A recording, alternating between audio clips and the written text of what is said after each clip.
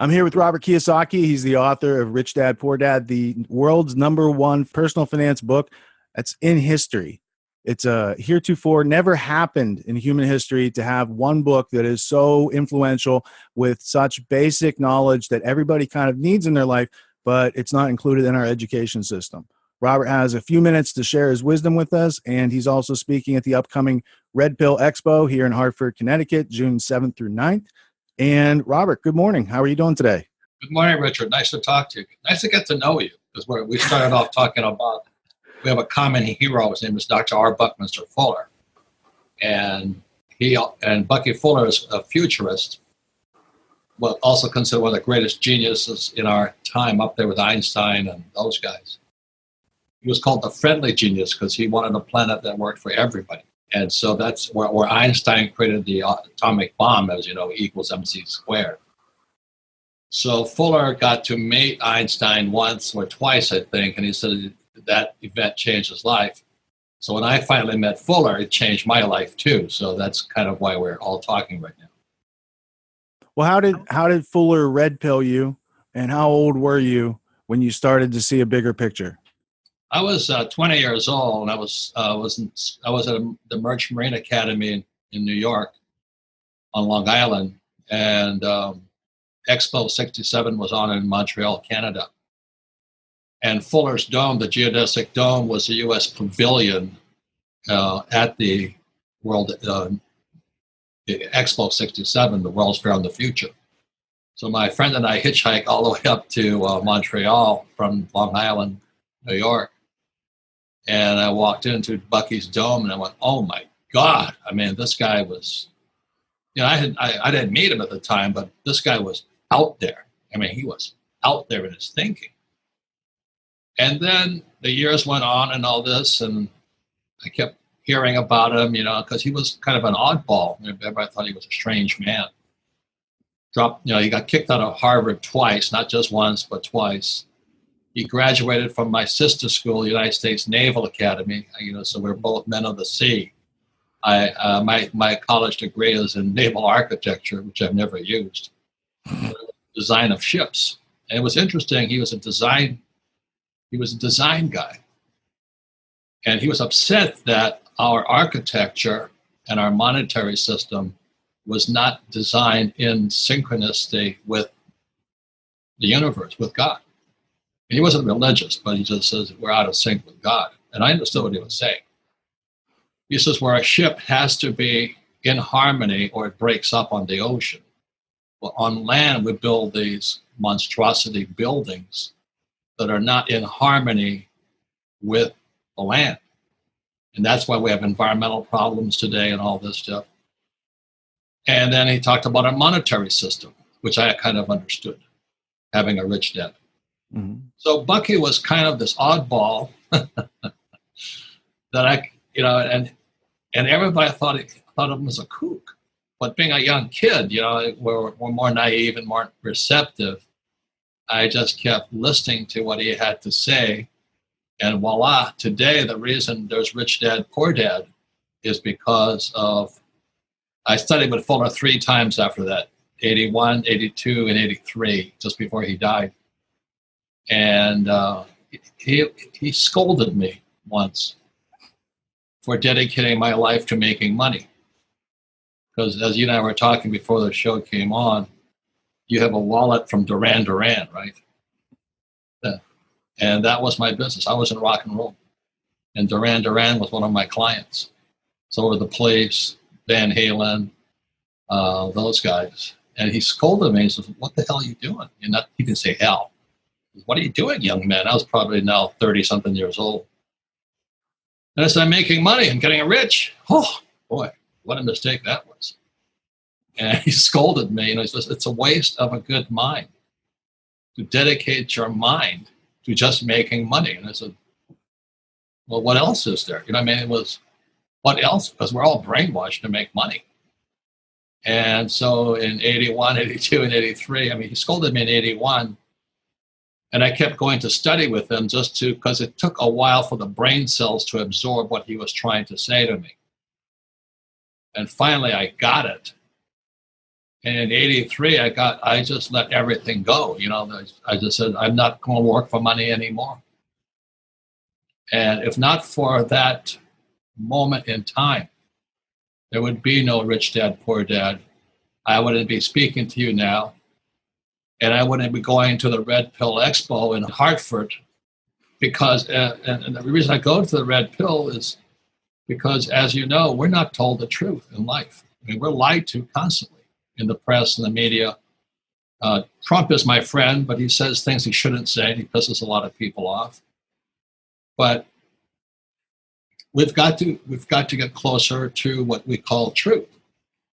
So this will be the third time I go to the Red Pill, and it's because I go as a student also. I go to listen to what other people have to say, all the kooks and the wild guys and the outside thinkers.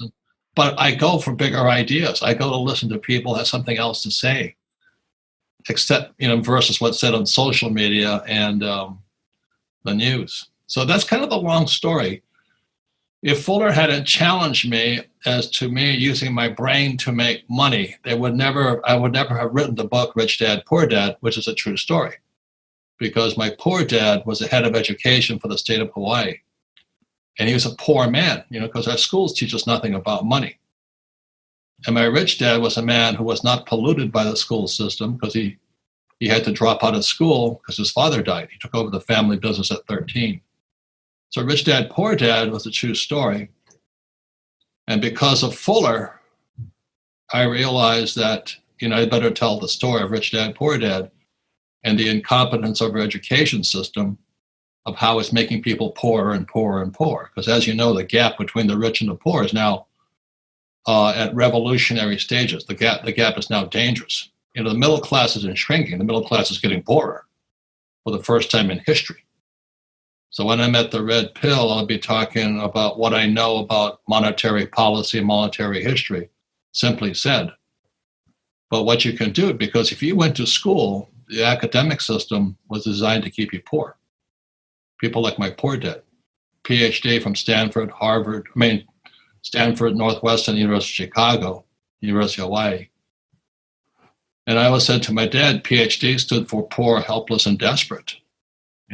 So Rich Dad, I go to the Red Pill and I speak for about an hour, but I go more to listen to other speakers because it's time we hear ideas that are outside the boundaries of common accepted information. So that's a long way of how Fuller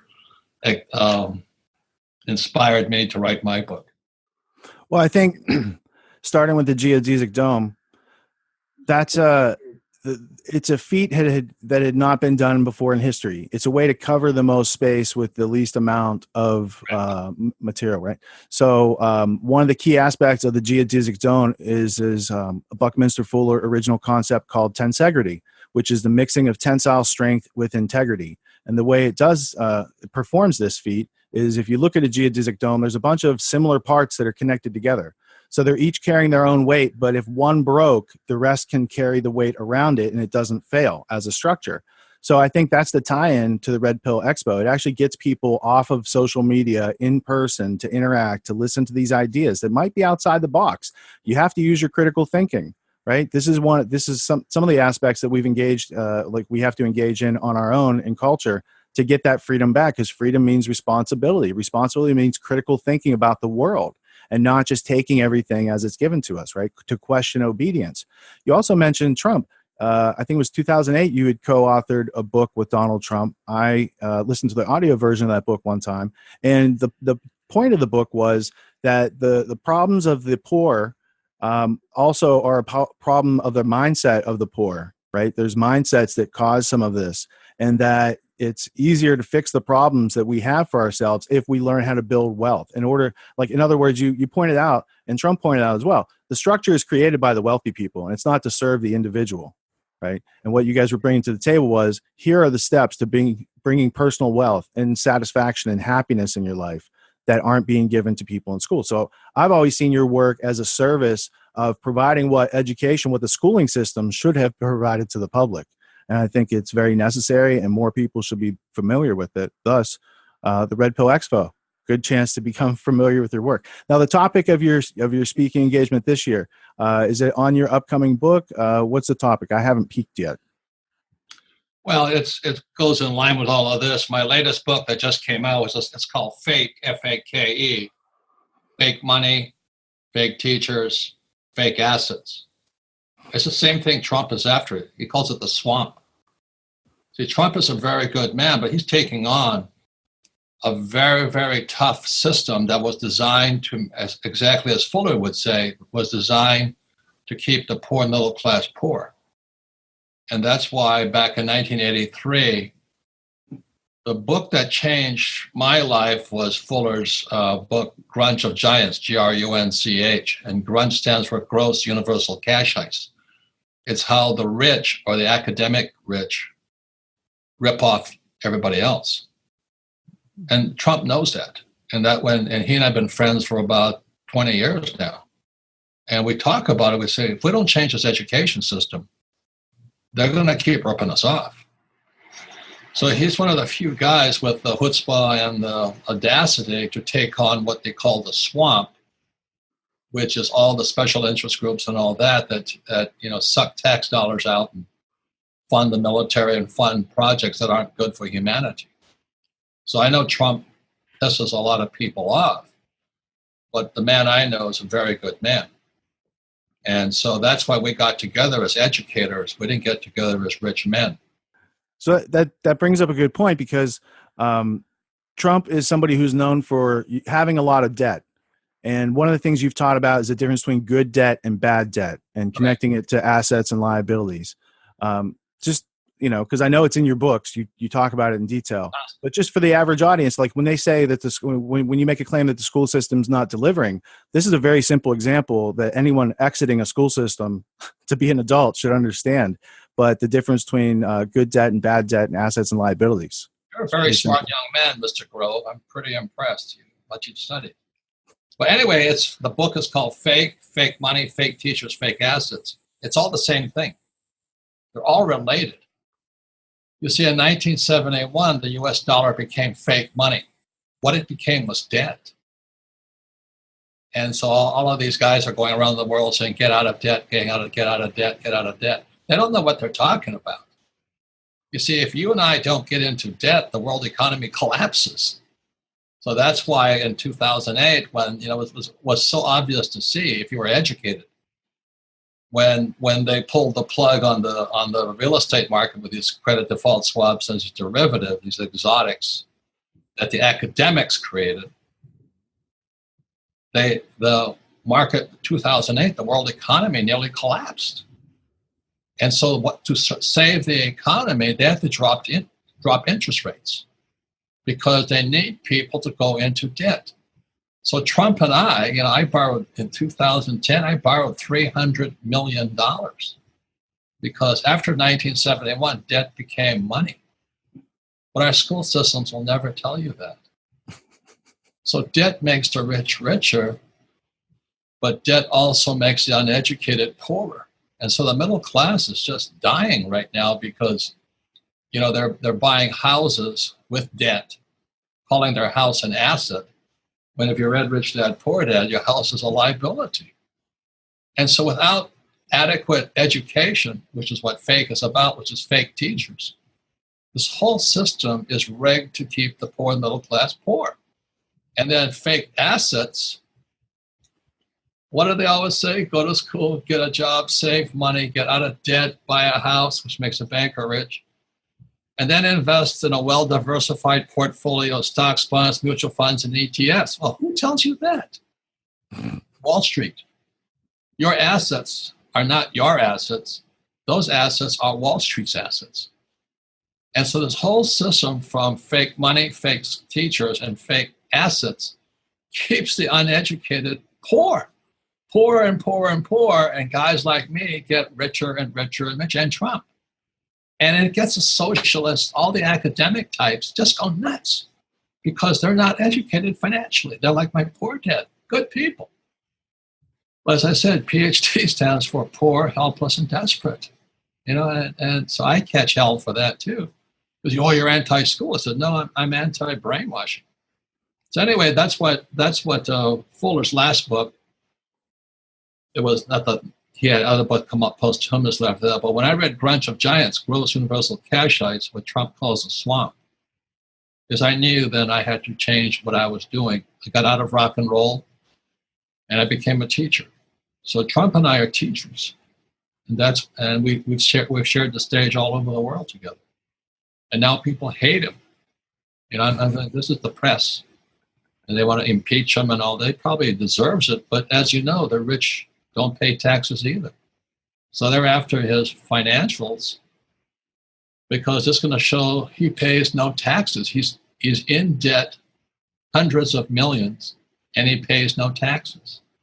Well, if you understand the monetary system, which was developed in 1971, for there to be money, there has to be debt plus taxes. And it's counterintuitive to the average person. So that's why if you read Rich Dad, Poor Dad, it says the rich don't work for money, lesson number 1. Because if you work for money, you pay taxes. If you work for assets, you pay no taxes. If you use debt, you pay no taxes. So when I met Red Pill in Hartford, that's kind of what I talk about, but that's all I talk about. I just don't understand why our school system are basically socialists and communists. They're saying the government should give people money. And I'm not saying they're bad people, because there's a time for socialism. Socialism is giving money to people, and capitalism is teaching people about money. So I'm a capitalist. I'd rather teach people about money. You want to be given money? Fine. But we're going broke as a country. We're now at 107% debt to GDP. 60% debt to GDP is dangerous. We're now at 109% debt to GDP. Well, that's like exponential from 1971. I mean, once upon a time, your rich dad wrote you a letter when you were in Vietnam and said, hey, they're going off Bretton Woods. They're going off the gold standard, right? And so your wheels started clicking, and then you bump into Buckminster Fuller. Yeah, that's what it's about. It's about what happened in 1971. And then come 2007, you're applying what you've seen, the visionary aspect of what you do through your experience. And you're saying, Lehman Brothers, these places are going to crash. And people were saying, Robert, they're not going to crash. It's Lehman Brothers. They've been in business for hundreds of years. Right? So how does it feel as a teacher to be trying to share that wisdom with the public? And the public is, even the people on the show are supposed to be open-minded and ask you, well, why do you think that? They're just like, no, that could never happen. And then what relationship does that have? The audience being kind of too dumbed down to the coming out of the school system. And then if you can handle it, I got one last question. There's a friend of mine who wrote a book called The Deliberate Dumbing Down of America that describes how the Carnegie, Rockefeller, and Ford Foundations brought in communism to do the schools, right? So, okay. And again, it's intentional by the rich. Please say that again. The book is The Deliberate Dumbing Down of America by Charlotte Iserbyt, who used to work in Reagan's Department of Education, and what she discovered matches up with Norman Dodd's testimony from the Reese Committee. And it is that the nonprofit foundations were bringing in socialism and communism to merge America's way of life with the Soviet Union to create globalism. And this is all as official document. There's congressional reports. There's all the official documents. So there are people like yourself who have understood that over years. And G. Edward Griffin is also somebody who's understood that over years. He was one of the first people to interview Norman Dodd, who was in charge of the Reese Committee for the United States government, and found that was actually factually going on. And yet that's provable. It's there, but it's never been taken into account. And the schooling system has never been made to change, right? So what you're observing is here we are 60, 70 years later, and the schooling system is still producing people who want to be completely collectivized, dependent on the state, get their $1,000 a month from a candidate like Andrew Yang is promising them $1,000 a month. And you're standing there like the wise man, and you're just saying it over and over again. Like, we have to figure out very simple things, assets and liabilities, good debt, bad debt, and then apply those to our lives and stop buying into these fairy tales that are advertised to us.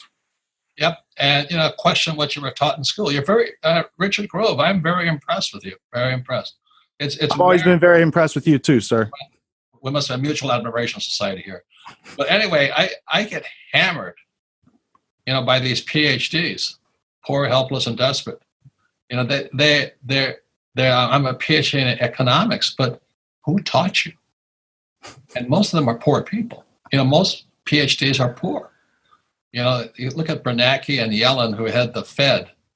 I mean, do you realize most of these guys are poor? They make less than $200,000 a year. I mean, why would you listen servants? Good servants they make. Yeah, but they're the guys ripping us off. Like in Phoenix, Arizona, the firefighters got a $1.2 million bonus when they retire, plus $175,000 annual pension indexed for inflation. And Phoenix, the city of Phoenix, not the state, the city of Phoenix is underwater in their pensions $9 billion. And it's our public servants who are ripping us off. All the good people, like the teachers, the firefighters, and police officers. And everybody goes, oh, this is so wonderful. We should give them more money. Ed for Ed and all this stuff. Mm-hmm. And I watch that, and that's collectivism. That's communism. And there's a place for it. And I'm a U.S. Marine. I flew in Vietnam. But I didn't fight for socialism or communism. I fought against it. And I still do, but I don't fight with bullets. I fight with, education. So when I'm at the red pill, that's kind of what I stand for. You want to be a socialist and a communist and, join the left? That's your choice. It's a free country. All this, the UBI, universal basic income and all that, that's communism. It's hardcore free education, it's hardcore communism. But when they complain about student loan debt, well, who changed the system? Barack Obama in 2009. Mm-hmm. You see, the banks used to give out student loan money.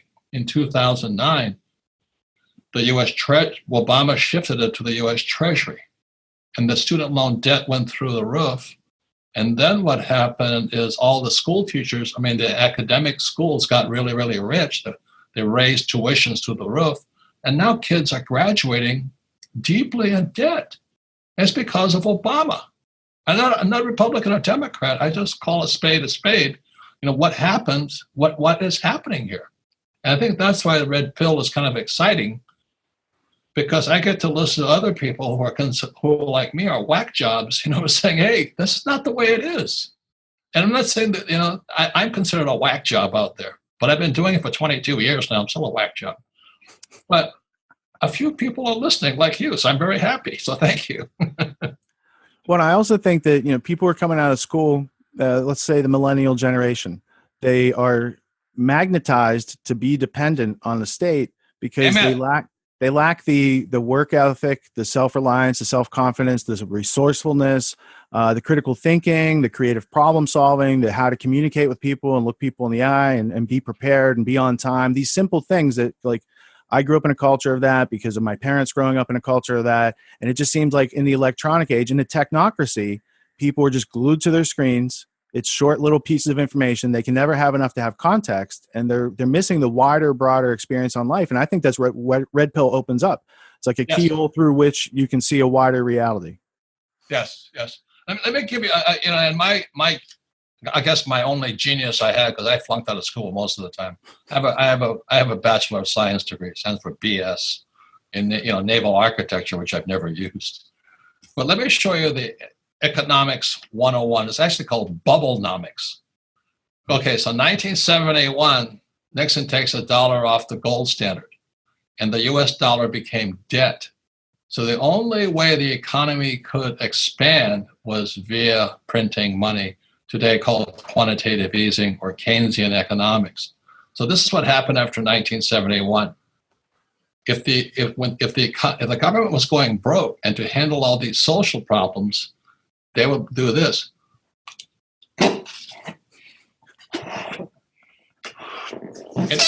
And everything was fine, It's okay, well, the economy is faltering, 87 crash comes, nothing happens.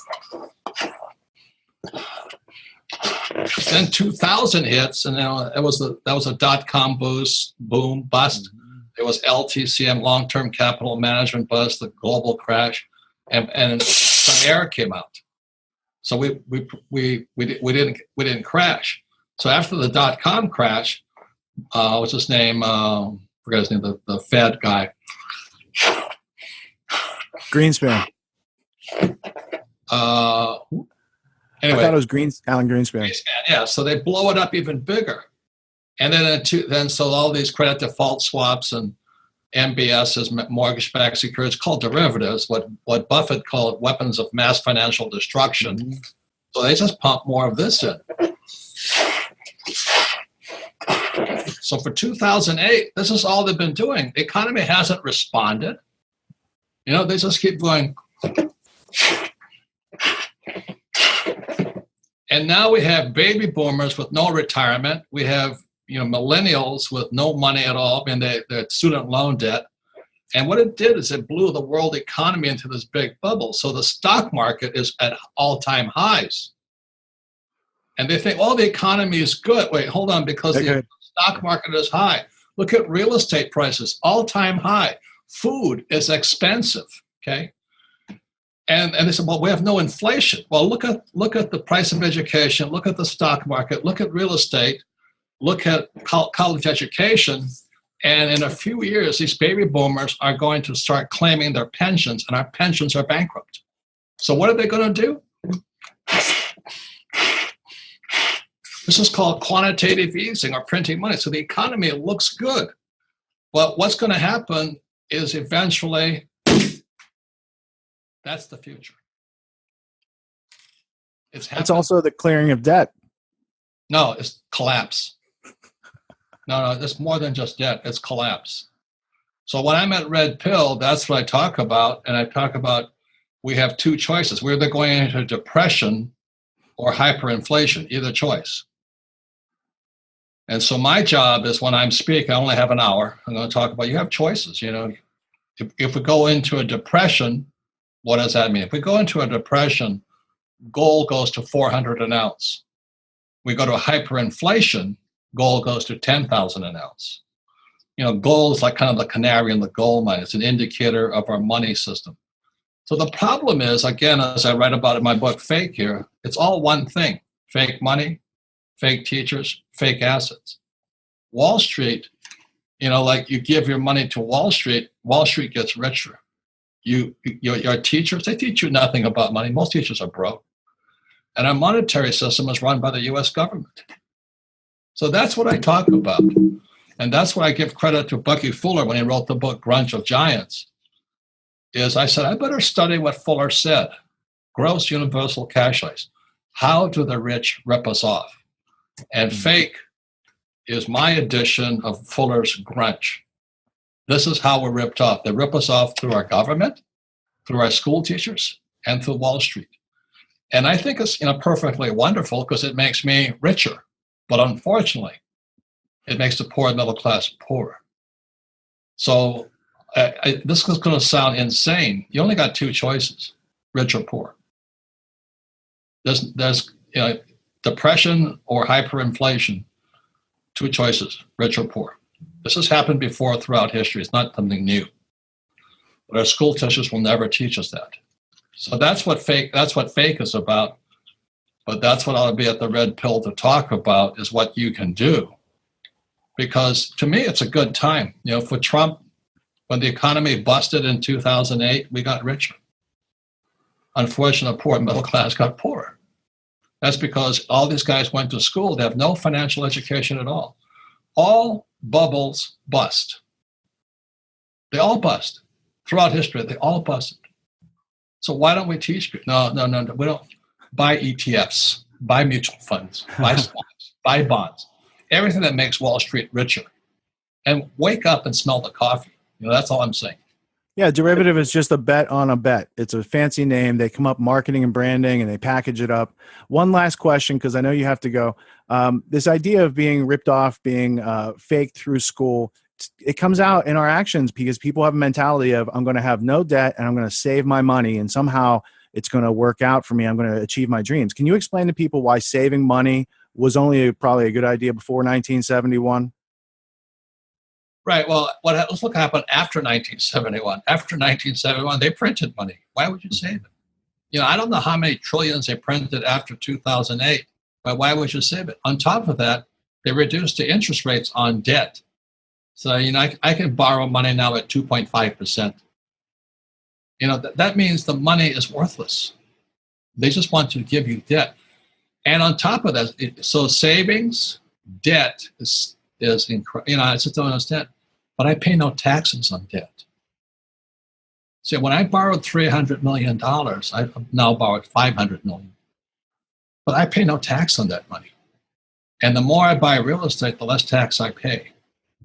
But if you work for money and you save it, you pay taxes. And if you work for money and you put it in the stock market, you pay taxes also. So the whole thing has always been, since 1971, debt plus taxes. The US dollar or the yen or the euro or the yuan or the peso cannot exist without debt and taxes. But will our school teachers ever teach us that? No, because they don't know. They're like my poor dad. So that's really the challenge. Look at our leaders. Our leaders are some of the most incompetent people I've ever seen in my whole life. Free, UBI, universal basic income, free education, free medical, free manicures, free pedicures, nobody has to work. For some reason, I just can't get my mind around that we don't have to work. Oh, and they want to tax the rich. One of the things I'll talk about at Red Pill is how guys like me don't pay taxes. What I cover it here in this book here, Fake, is I don't have to play the system that they want me to play in. So you don't have to pay taxes either legally.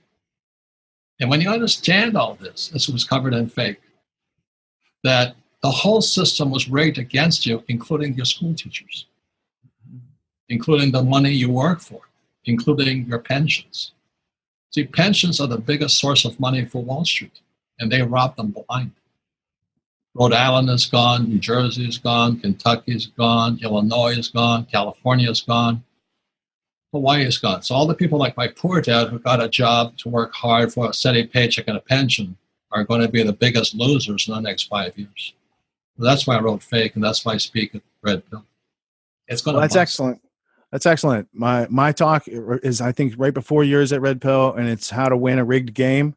And I look forward to building synergy through these conversations and getting to meet you in person. Thank you so much for taking time out of your busy schedule this morning. I know we went a little bit over time, and that just says maybe I asked the right questions, right? Well, Richard, thank you. You're the best. You're the best interviewer I ever had. So thank you very much.